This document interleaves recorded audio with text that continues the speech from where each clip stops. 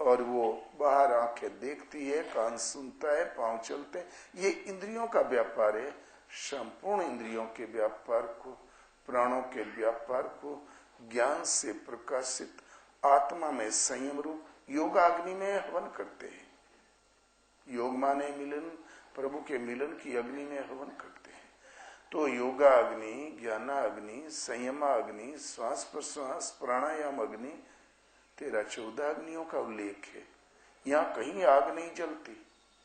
कालांतर में यज्ञ के नाम पर बाहर आग जल गई और भीतर वाले लोग भूल गए। तो इस यज्ञ को कार्यान्वित करना कर्म, यज्ञार्थात कर्मणो अन्यत्र लोकोयम कर्म बंधनम। तो अर्जुन, यज्ञ को कार्यान्वित करना कर्म, अन्यत्र सृष्टि में जो कुछ किया जाता है इसी लोक का बंधन है। एक परमात्मा ही सत्य है, परम तत्व है, सनातन है। उसको विदित करने की नियत विधि यज्ञ है, योग विधि यज्ञ है।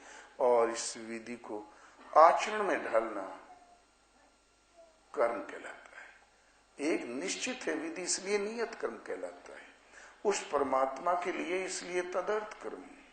दुर्लभ मानव तन मिला है तो कर्तव्य पथ यही है, इसलिए कार्यम कर्म, मदर्थ कर्म, पुण्य कर्म एक साधना का ही परिभाषा है।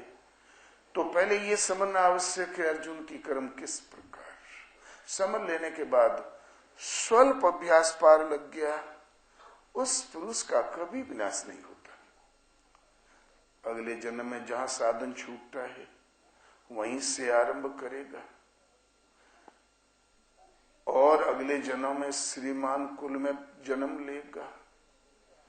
विषयों में आकंठ डूबा हुआ होने पर भी अनायासी गुरुकुल भवती, वास्तव में सदगुरु है उनके कुल में प्रवेश पा जाएगा।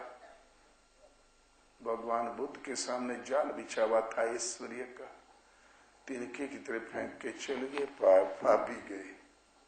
आकंठ विषयों में घिरा हुआ होने पर भी अनायासी जाल तोड़ के वहां पहुंच जाएगा जहां सदगुरु है, और वहां पहुंच जाएगा। अनेक जन्म संसिद्धि ही तत्व याति परम गति, अनेक जन्मों के परिणाम में वहां पहुंच जाएगा जिसका नाम परम गति है, परम धाम है, मेरा निज स्वरूप है। अर्जुन, मेरा सदा रहने वाला जीवन शांति और समृद्धि, मेरे अमृत में पद को प्राप्त करेगा। ईश्वर पद में, मेरे पद में बीच का नाश नहीं, आरंभ का नाश नहीं। ये जीवन बीमा है। इसको ने बेटे भंजा पाएंगे न परिवार वाले ने कहीं डाका ही पड़ी। 2 कदम श्वास के रहते हुए गीतोक्त साधना समझकर विधि 2-4 कदम चलते बन गया। अर्जुन स्वल्प अभ्यास पार लग गया, उस पुरुष का कभी विनाश नहीं होता। माया नश्वर है, इस शाश्वत सनातन परम सत्य के आचरण को कैसे नष्ट कर देगी। माया केवल अवरोध उत्पन्न करती है, देर कर सकती, मिटा नहीं सकती। और वो भी काम करती तो भगवान की प्रेरणा से भगवान ठोकते बजाते रहते हैं अपने भगत को। अर्जुन को अंत तक ठोकाई हुई थी, ये प्रश्न अलग। और माना कि मन वायु से तेज चलने वाला अर्जुन, अभ्यासेन तो कौन्तेय वैराग्येण च गृह्यते असंशयम महाबाहो मनो दुर्निग्रहम चलम। निसंदेह मन वायु से तेज चलने वाला है।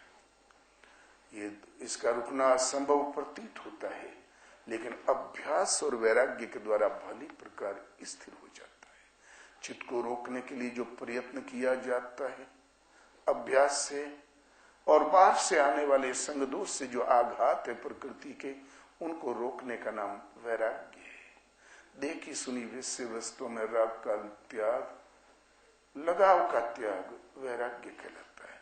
वैराग्य आने वाले आघातों को रोकता है और अभ्यास चित्त में पड़े हुए संस्कारों की रील को सने सने काटते हुए स्थिरता की ओर ले चलता है। गीता ही एक ऐसा शास्त्र है, और कोई विधि नहीं। मनुष्य और ये भजन करने का अधिकार, आजकल भारत में एक ऐसा बीच में द्वंद्व था। हम जब छोटे थे तब चमार जूता बनाने दरवाजे पर आया खड़ा एक पेड़, जेठ का महीना, उसके नीचे बैठा रहे, कुछ पीठ में छाया पड़े, कुछ न पड़े, और उसको दूर, प्रेम में कमी नहीं, लेकिन दूर से खाना दिया जाए, सब दिया जाए, वो जूता बनावे। हम लोग थे लड़के, दौड़ के दद्दा के पीठ पे लेट जाए, तो दद्दा लेट के वो जो न रापी और चमड़ा था उसी के ऊपर गिर पड़े। तो बब्बा दद्दा, इतनी चौड़ी पीठ थी, बड़े मस्त थे वो दद्दा, वो खुद ही कहें कि आपने छू दिया। उधर की भाषा में कुंवर शाह ने छू दिया। तो बोले अच्छा अच्छा, पानी छिड़क के हमें पवित्र करके, बोले जाना मत उधर, छूना मत, लेकिन दिन में 8-10 घटना तो घटी जाए। हम खेले कहा, उतनी तो खेलने की जगह थी, भाग्य से मिल गई। क्या था, मंदिर में नहीं जाए, भजन नहीं कर सकता, वेद वाक्य नहीं पढ़ सकता, एक ऐसी विकृतियां आ गई। 2000 वर्ष से शास्त्र विहीन भारत भटक रहा था, ऐसी विकृतियां आ गई थी। किंतु गीता आदेश देती है, अनित्यम सुखम लोक मिमम प्राप्य भजस्व माम सुख रहित क्षण भंगुर, किंतु दुर्लभ मानव तन को पाकर भजस्व माम, मेरा भजन कर। भजन करने का अधिकार उन्हें है जो मानव जन्मा है। हम पशु नहीं है, कीट नहीं है, जड़ वृक्ष नहीं, मनुष्य हैं। तो ये दुर्लभ है मानव तन, इसको पाकर मेरा भजन कर। भजन का अधिकार मानव तन को देती है और तू मुझे प्राप्त होगा।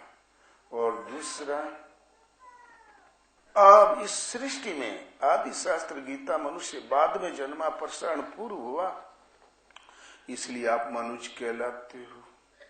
मनुज माने मनुष्य जायमान, मनुज माने मनुष्य पुत्र, मनुपुत्र, मानव। रक्त संबंध से हम सीधे उस महाराजा मनु के और पुत्रों की वंश परंपरा के हैं। पहले हुआ ही नहीं, सृष्टि बदली नहीं, तो दूसरा रक्त संबंध कहां से आ गया? वो आदि पुरुष थे, इसलिए आदम कहलाते थे। तो हम उनके समझ हैं। दुर्लभ है मानव तन।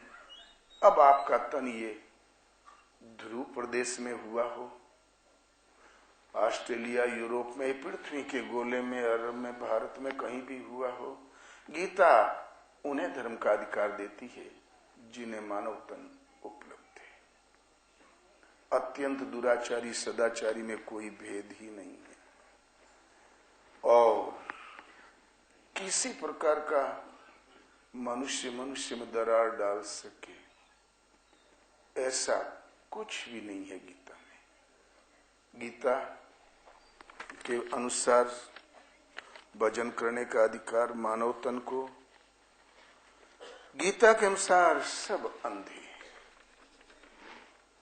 अर्जुन, या निशा सर्वभूतानां तस्याम जागृतो संयमी। इस जगत रूपी रात्रि में सभी प्राणी अचेत पड़े हुए हैं, निश्चेष्ट पड़े हुए हैं। जैसे आपके पीजीआई में मरीज आया, चढ़ा दिया इंजेक्शन, बेहोश से, चाय का प्लेट पेट में रख दो, कितना भी सम्मानित हो नहीं कहेगा हटा लो, निश्चेष्ट पड़ा है। संयमी पुरुष जाग जाता है। गीतोक्त साधना समझकर 4-6 बार पढ़ लोगे, केवल अर्थ पढ़ लोगे, अलग अलग साधना समझ में आ जाएगी। समझकर जब थोड़ा अभ्यास करते बना, हल्का सा संयम सदा श्रद्धा में स्थायित्व लिया, वो जग जाएगा। जानिए तब ही जीव जग जागा, जब सब विषय विलास विरागा। इस जीवात्मा को मोह निशा सब सोवनी हरा, ए जग जामिनी जागई जोगी। जगत रूपी रात्रि में सब अचेत योगी जाग जाता है। गीता का ही अनुवाद है तुलसीदास, सभी प्राणी अचेत संयमी पुरुष जाग जाता है। तो इसलिए, और अचेत आदमी अंधा है कि आंख वाला? मोह निशा सब सोवनी हरा। रात दिन जो दौड़ धूप करता है मनुष्य,